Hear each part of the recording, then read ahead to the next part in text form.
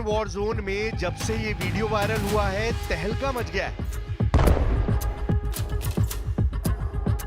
हारते हुए ज़ेलेंस्की का ऐसा वार देखकर व्लादिमीर पुतिन और उनके कमांडर हैरान हैं। इस वीडियो में दिखाया गया है कि ज़ेलेंस्की के ड्रोन ने कैसे रूस के T-80 टैंक को न सिर्फ उड़ा दिया, जब कयास लगाए जा रहे हैं कि ट्रंप के हाथ खींचने पर ज़ेलेंस्की सरेंडर कर देंगे, तब इस तरह के वीडियो रूस के कमांडरों की नींद उड़ाने के लिए काफी है। वॉर जोन में अचानक पुतिन के टैंक फटने लगे हैं, जलने लगे हैं।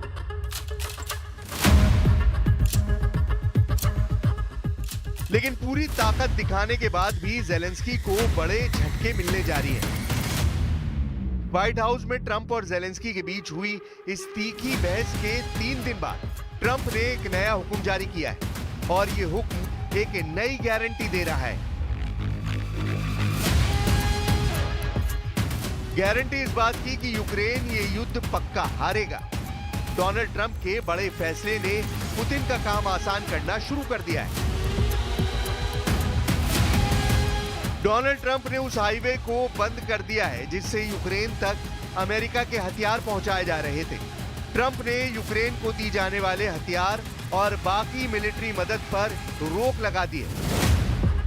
यानी अभी तक जो हथियार ज़ेलेंस्की को मिले हैं, उसके बाद अमेरिका से कोई हथियार अब यूक्रेन को नहीं पहुंचेंगे, क्योंकि अब रास्ते में खड़े हैं डोनाल्ड ट्रंप और उन्होंने हथियार सप्लाई पर स्टॉप वाला ऑर्डर जारी कर दिया है। यूक्रेन में बहुत भयंकर युद्ध चल रहा है। रूस के कुर्स्क में भी बहुत खतरनाक जंग जारी है और ट्रंप को तो इस बात का यकीन है कि ज़ेलेंस्की युद्ध खत्म नहीं करना चाहते। इसलिए व्हाइट हाउस की तरफ से कहा गया है कि ज़ेलेंस्की नहीं चाहते कि जब तक उन्हें अमेरिका का समर्थन हासिल है तब तक शांति हो। यह ज़ेलेंस्की की तरफ से दिया गया सबसे खराब बयान है। अमेरिका इसे बर्दाश्त नहीं करेगा। और फिर डोनाल्ड ट्रंप ने उस सड़क का फाटक बंद कर दिया जिस रास्ते से यूक्रेन हथियार पहुंचाए जाते हैं। यानी ट्रंप का ऐलान, अब यूक्रेन को नहीं मिलेंगे अमेरिका से हथियार। President Zelensky supposedly made a statement today in AP. I'm not a big fan of AP, so maybe it was an incorrect statement, but he said he thinks the war's going to go on for a long time. And he better not be right about that. That's all I'm saying. जैसे ही ये खबर रूस पहुंची, असर दिखने लगा। Ukraine पर हमलों को लेकर पुतिन के कमांडरों का हौसला बढ़ गया। यूक्रेन के ओदेसा और सूमे में रूस ने अचानक हमले तेज कर दिए। जहां-जहां पुतिन के ड्रोन और मिसाइल गिरी, वहां सब कुछ जलकर राख हो गया। पुतिन मारियुपोल में 2022 में ही कब्जा कर चुके हैं। अब वो दूसरे बंदरगाह वाले शहर ओदेसा को जीतना चाहते हैं। ओदेसा अब भी ऐसा पोर्ट है जहां से यूक्रेन के गोदाम भरे जा रहे हैं। यही वजह है कि पुतिन के कमांडरों ने हाल के हमलों में ओदेसा को लगातार अपने टारगेट पर रखा है। पुतिन की सेना समुद्री रूट पर कब्जा करके यूक्रेन को दुनिया से काट देना चाहती है। इसीलिए पुतिन की आर्मी ने लगातार ओदेसा के ऊपर दबाव बनाया हुआ है। लेकिन इस वक्त पुतिन की नजर निप्रो नदी पर है। ऐसे में अब ट्रंप के हथियार रोको ऐलान के बाद ज़ेलेंस्की के लिए ये मोर्चा संभालना मुश्किल हो सकता है। सवाल है कि ज़ेलेंस्की को अमेरिका से जो हथियार मिले हैं, उनकी सप्लाई बंद होने के बाद ज़ेलेंस्की क्या करेंगे, कैसे अपने शहरों को बचाएंगे। अमेरिका ने यूक्रेन को अब तक जो हथियार दिए हैं, वो वाकई कई मोर्चों पर गेम चेंजर साबित हुए हैं और जो मदद बाइडेन के दौर में दी गई, उसने रूस को कई फ्रंट पर आगे नहीं बढ़ने दिया। इसमें सबसे खतरनाक हाइमार्स सिस्टम है। अमेरिका ने यूक्रेन को ऐसे 40 सिस्टम दिए। अमेरिका ने यूक्रेन को 155 मिलीमीटर वाला गोला दागने वाली 200 तोप भेजी। अमेरिका ने ज़ेलेंस्की को 105 मिलीमीटर का गोला दागने वाली 70 तोप भी दी। अमेरिका ने यूक्रेन को पैट्रियट और नेस्मस सिस्टम दिए, जो बेहतरीन एयर डिफेंस सिस्टम है।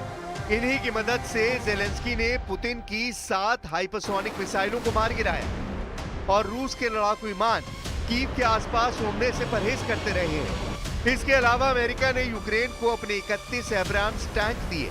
अमेरिका ने यूरोप के देशों के जरिए 45 T-72 टैंक भी सप्लाई करवाए। अमेरिका ने यूक्रेन को 10,000 से ज्यादा एंटी टैंक जैवलिन मिसाइलें भी दी है। यही वो मिसाइल है जिससे जेलेंस्की के सैनिकों ने पुतिन के सबसे ज्यादा टैंक फोड़े। इसी तरह और भी हथियार सप्लाई हुए। अमेरिका ने 20 हेलीकॉप्टर भी भिजवाए, जिसमें अटैक हेलीकॉप्टर भी शामिल रहे। अमेरिका ने यूक्रेन को 2 हार्पून कोस्टल डिफेंस सिस्टम भी भेजे, जो ओडेसा में तैनात किए गए, लेकिन उनसे क्राइमिया तक अटैक भी किया गया। अभी तो इन हथियारों में F-16 शामिल नहीं किए गए, जो यूक्रेन को यूरोप के जरिए मिले, लेकिन उसके पीछे अमेरिका की ही हरी झंडी थी। यानी अमेरिका ने न सिर्फ जेलेंस्की के तोपखाने को मजबूत किया, उनकी एयर डिफेंस बैटरी भी दोबारा चार्ज कर दी। साथ में F-16 जैसे खतरनाक लड़ाकू विमान भी यूक्रेन के मिलिट्री बेस तक पहुंचा दिए। जब जब जेलेंस्की ने F-16 को उड़ते हुए देखा, उनमें अलग जोश जागा, ऐसा जोश जिसने उन्हें पुतिन से टक्कर लेने वाली हिम्मत दी। लेकिन वो बाइडेन का दौर था और अब अमेरिका के बॉस डोनाल्ड ट्रंप हैं। वैसे भी व्हाइट हाउस में ट्रंप और जेलेंस्की की मीटिंग के बाद पूरा युद्ध बदल चुका है। I just think he should be more appreciative because this country has stuck with them through thick and thin. We've given them much more than Europe, and Europe should have given more than us.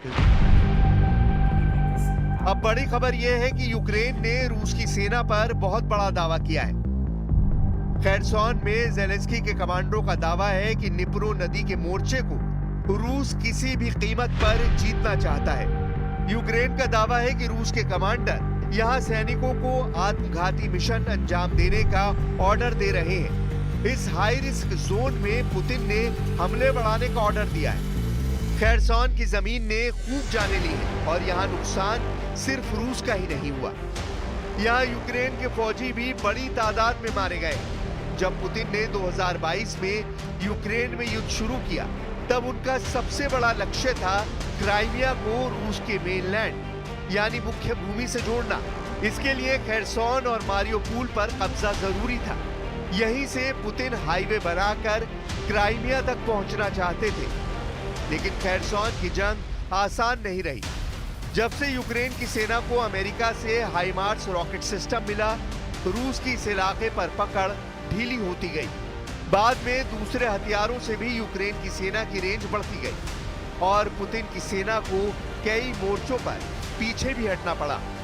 सवाल है कि अब Zelensky क्या करेंगे, क्योंकि America ने Ukraine को बड़े-बड़े हथियार ही नहीं दिए। हालांकि ट्रंप ने जब से हथियार रोके हैं, जेलेंस्की के युद्ध को लेकर सुर बदल गए हैं। Базовий сценарій – зберігати позиції та забезпечити умови для правильної дипломатії, для якнайшвидшого завершення цієї війни. Достойним миром. Мир нам потрібен. Саме мир справжній, чесний, а не війна, нескінченна. І гарантії безпеки потрібні. अमेरिका ने जेलेंस्की के जवानों की छोटी-छोटी जरूरतें भी पूरी की हैं। उनकी वर्दी से लेकर उन्हें जिन कलपुर्जों की जरूरत थी, वो भी अमेरिका से पहुंचाए गए हैं। -0 डिग्री तापमान में भी जेलेंस्की की फोर्स अगर मोर्चे पर डटी रही, तो उसकी वजह अमेरिका से पहुंचने वाली रसद रही है। वैसे खबर इस वक्त यूक्रेन की हेडलाइन है। वहां के तमाम चैनलों पर यही मुद्दा छाया हुआ है। Американську військову допомогу Україні зупинено. Як повідомляє CNN, це їм підтвердив представник Білого дому. Мовляв, таким чином Дональд Трамп посилює тиск на Володимира Зеленського після суперечки в овальному кабінеті. Сполучені Штати Америки поставили на паузу всю військову допомогу Україні. Про це «Голос Америки» повідомило джерело в Білому домі. ट्रंप के हथियार रोकने वाले आदेश से यूक्रेन को बहुत ज्यादा दर्द हो रहा है, इसमें कोई शक नहीं। वैसे ट्रंप ने अपने इरादे राष्ट्रपति पद की शपथ लेने से पहले ही जाहिर कर दिए थे। अमेरिका ने नवंबर में ही यूक्रेन को एटकम मिसाइल इस्तेमाल करने की मंजूरी दी थी, यानी 300 किलोमीटर की रेंज तक मार करना जेलेंस्की के लिए आसान हो जाता। तब ट्रंप ने इसे बाइडेन की बहुत बड़ी गलती बताया था। वैसे इन हथियारों के बावजूद पुतिन ने अपने युद्ध में कोई कमी नहीं बरती। वो उन इलाकों पर चोट करते आए हैं जहां वो पहले से मजबूत है। यूक्रेन के नक्शे पर ये ईस्ट कॉरिडोर देखिए, यानी डॉनबास का वो रीजन जहां लुहांस्क और डोनेस्क इलाके आते हैं। इनके साथ ही रूस दक्षिण में मारियोपोल, क्राइमिया तक रेड कॉरिडोर बनाना चाहता है और इन्हीं इलाकों में मजबूत पकड़ हासिल करके वो यूक्रेन को बांटने वाली नदी नाइपर के जरिए ईस्ट और वेस्ट वाला फ्रंट तैयार करना चाहता है। अगला एक हफ्ता यूक्रेन के लिए बहुत अहम होने वाला है। अभी तो हथियार रोकने का ऐलान हुआ है, जल्द ही अलग अलग फ्रंट से ज़ेलेंस्की के पास फोन आएंगे। तब कमांडर बताएंगे कि कौन से हथियार खत्म हो चुके हैं, कितने और बारूद की जरूरत है।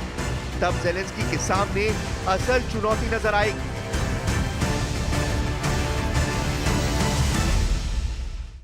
रूस ने ईरान और अमेरिका के बीच नई एटमी डील करवाने का मिशन शुरू कर दिया है। क्रेमलिन ने ऐलान किया है कि इस रूस डील में मध्यस्थता करेगा, लेकिन इजरायल के पीएम नेतन्याहू ने धमकी दी है कि वो 7 फ्रंट पर युद्ध की शुरुआत करने वाले हैं। ये धमकी रूस और ईरान के एटमी गठजोड़ के पर्दाफाश के बाद दी गई।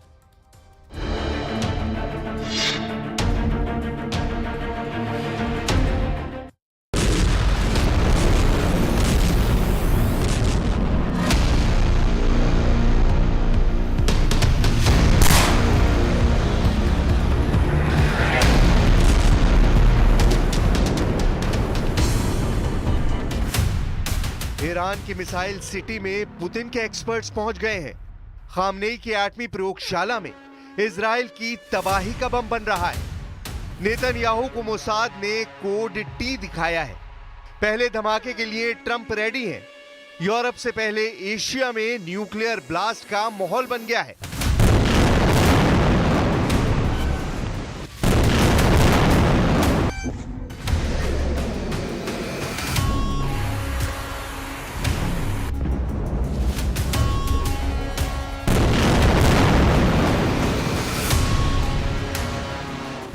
इजराइल के दुश्मन वॉर प्लान बना रहे हैं और इजराइल एक्शन ले रहा है। सीरिया में अपने दुश्मनों पर नेतन्याहू ने फिर से हवाई हमला कर दिया है। जंगी जेटों से बारूद बरसाकर इजराइल ने हथियार डिपो को राख में मिला दिया है।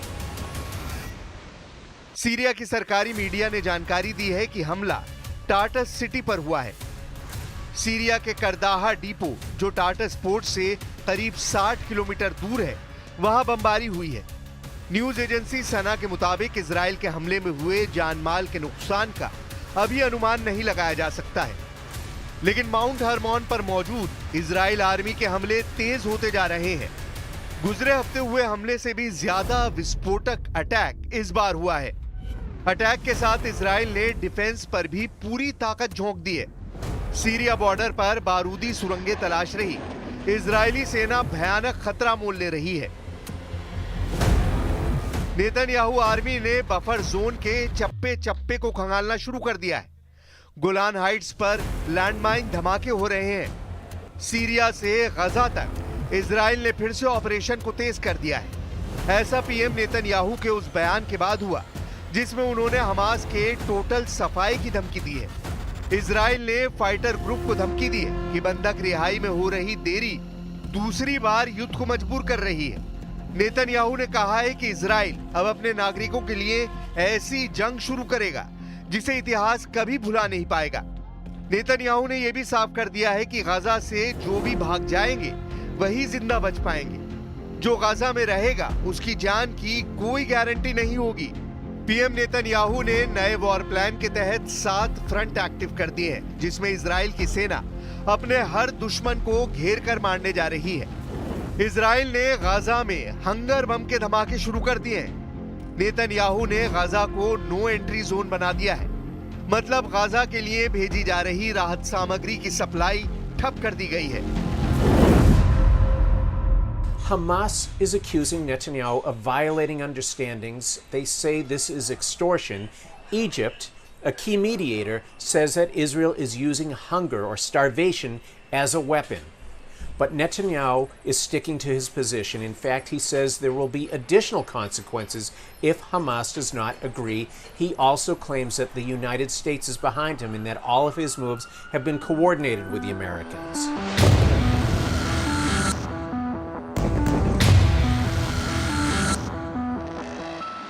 इजराइल ने प्रेशर बढ़ाना शुरू कर दिया है। हमास फाइटर्स भी झुकने को तैयार नहीं है, यानी जंग का औपचारिक ऐलान किसी भी वक्त हो सकता है। इजराइल की सेना गजा पर पूरा होल्ड बनाए हुए है, इसलिए गजा फ्रंट पर तो बड़ी मुश्किल नहीं आने वाली, लेकिन बाकी के बचे 6 फ्रंट पर नेतन्याहू का प्लान कारगर साबित होगा, इसकी गारंटी नहीं है। पहले सुनिए पीएम नेतन्याहू का दुश्मनों को दिया वो मैसेज। हम युद्ध के अगले चरण की तैयारी कर रहे हैं और ये 7 मोर्चों पर होगा। हम तब तक नहीं रुकेंगे जब तक कि पूरी जीत नहीं मिल जाती है, साथ ही हमारे सारे बंधक रिहा नहीं हो जाते। हमास की सेना और उसके शासन की ताकत का खात्मा जब तक नहीं होगा, युद्ध होता रहेगा। हमास इजराइल के लिए भविष्य में कभी कोई खतरा ना रहे, इसलिए ऐसा जरूरी है। हमास के खात्मे के लिए 7 फ्रंट एक्टिव करने वाली बात ने नेतन्याहू के असल प्लान को उजागर कर दिया है। इजराइल इस बार अपने सभी दुश्मनों को घर में घुसकर मारने का मिशन शुरू करने जा रहा है। ونؤكد هنا أن السبيل الوحيد لاستعادة أسرى الاحتلال هو الالتزام بالاتفاق والدخول الفوري في مفاوضات بدء المرحلة الثانية والتزام الاحتلال بتنفيذ تعهداته। किस फ्रंट पर किसे नेतन्याहू टारगेट बना सकते हैं, यह भी कोई पहेली नहीं है। नेतन्याहू के लिए पहला और सबसे अहम फ्रंट गाजा है, जहां हमास के खतरे को वो हमेशा के लिए मिटा देना चाहते हैं। इजराइल का दूसरा फ्रंट लेबनान है, जहां हिजबुल्लाह लड़ाके एक बार फिर से एक्टिव हो चुके हैं। तीसरे फ्रंट पर इजराइल को सबसे बड़ा खतरा यमन के हूती फाइटर्स से है, जो आए दिन मिसाइल हमले कर रहे हैं। नेतन्याहू का सबसे बड़ा सिरदर्द चौथे फ्रंट पर इराक के वो शिया मिलिशिया हैं, जिन्होंने अब तक हमास का साथ दिया है। नेतन्याहू का सबसे बड़ा सिरदर्द 5वें फ्रंट पर ईरान है, जहां से एटमी थ्रेट हर दिन बढ़ता जा रहा है। छठे फ्रंट पर इजराइल की टक्कर सीरिया के नए सुप्रीम लीडर कमांडर जुलानी से है, जिन्हें अब कुर्द फोर्स का भी समर्थन है। नेतन्याहू की सबसे बड़ी टेंशन बनने का दम भर रहे तुर्की के प्रेसिडेंट अर्दवान 7वां फ्रंट खाड़ी के किसी देश में एक्टिव कर सकते हैं।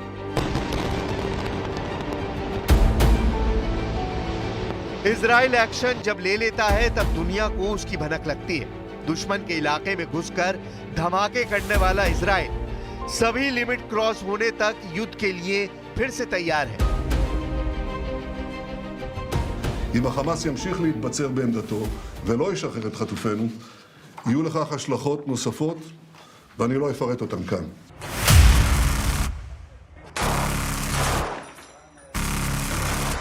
आखिर अचानक नेतन्याहू किस बात पर इतने भड़क गए हैं?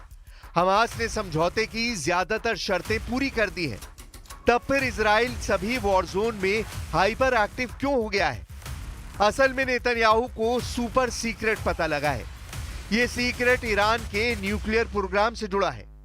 ईरान के एटमी मिसाइल बेस में रूस के हथियार विशेषज्ञों के टूर ने नेतन्याहू का माथा ठनका दिया है। 24 अप्रैल और 17 सितंबर 2024 को मॉस्को से तेहरान पहुंचे 2 प्लेन का सीक्रेट आउट हो गया है। इन दोनों फ्लाइट में रूसी हथियार एक्सपर्ट्स की टीम ने ईरान के मिसाइल बेस का दौरा किया। रूस के हथियार विशेषज्ञों की तेहरान विजिट का पता बुकिंग रिकॉर्ड में दर्ज पासपोर्ट नंबर से लगा है। ताज्जुब की बात है कि इन्हीं तारीखों के करीब ईरान ने इजराइल पर मिसाइल हमले किए थे। ईरान ने इजराइल पर 14 अप्रैल और 1 अक्टूबर को सैकड़ों मिसाइलों की बौछार कर दी थी। पुतिन आर्मी के सुपर सीनियर हथियार विशेषज्ञ ईरान क्यों गए थे, कहां गए थे, इसे राज रखा गया था। जबकि पश्चिमी मीडिया रिपोर्ट्स के मुताबिक रूस के 7 एक्सपर्ट जिन्होंने ईरान की यात्रा की, उनकी ज्यादातर डिटेल अब सामने आ चुकी है। सितंबर 2024 में ईरान के कैस्पियन सागर तट पर अमीराबाद पोर्ट से 15 किलोमीटर दूर एक ईरानी मिसाइल बेस पर रूसी मिसाइल विशेषज्ञ पहुंचे थे। जिन 7 रूसी एक्सपर्ट ने ईरान के अंडरग्राउंड मिसाइल सिटी का टूर किया, उसमें 2 कर्नल और 2 लेफ्टिनेंट कर्नल रैंक के ऑफिसर थे। रिकॉर्ड से पता चला है कि रूस से आए 2 एयर डिफेंस मिसाइल सिस्टम विशेषज्ञ 3 तोपखाने और रॉकेट विशेषज्ञ और एक हाईटेक हथियारों को बनाने वाले एक्सपर्ट थे। ईरान के एटमी ठिकानों पर रूस के एक्सपर्ट्स की मौजूदगी क्या इजराइल के लिए खतरनाक सिग्नल नहीं? नेतन्याहू का सिरदर्द बढ़ा रहे ईरान पर हमले का क्या वक्त आ गया है? पीएम नेतन्याहू तो यही मान रहे हैं कि अब ईरान से मिल रहे एटमी खतरे को खत्म कर दिया जाए। प्रेसिडेंट ट्रंप फिलहाल रूस यूक्रेन फ्रंट पर फंसे हुए हैं। प्रेसिडेंट पुतिन का भी पूरा फोकस जेलेंस्की पर है। तुर्की और तमाम यूरोप के देश जब रूस यूक्रेन युद्ध की टेंशन में उलझे हैं, तब ईरान को अकेले घेर कर इजराइल तबाह कर सकता है। इजराइल का मेन मकसद ईरान के एटमी और मिसाइल बेस को बर्बाद करना है। जैसा कि बीते साल इजराइल ने जंगी जेट से बम बरसाकर किया था, उसी पैटर्न पर फिर से अटैक मुमकिन है। मगर मुश्किल यह है कि फिलहाल अमेरिका इसके लिए रेडी नहीं। प्रेसिडेंट ट्रंप इजराइल को बार बार समझा रहे हैं कि हालात को वो काफी हद तक संभाल चुके हैं। It's a rough situation, but I think we're going to make it much better. And I think that we've had a huge impact on that since we've been in just the 4 weeks. I think we've had a huge impact on Gaza, the Middle East, and we have some pretty good talks going on concerning lots of other people that are going to make it better. So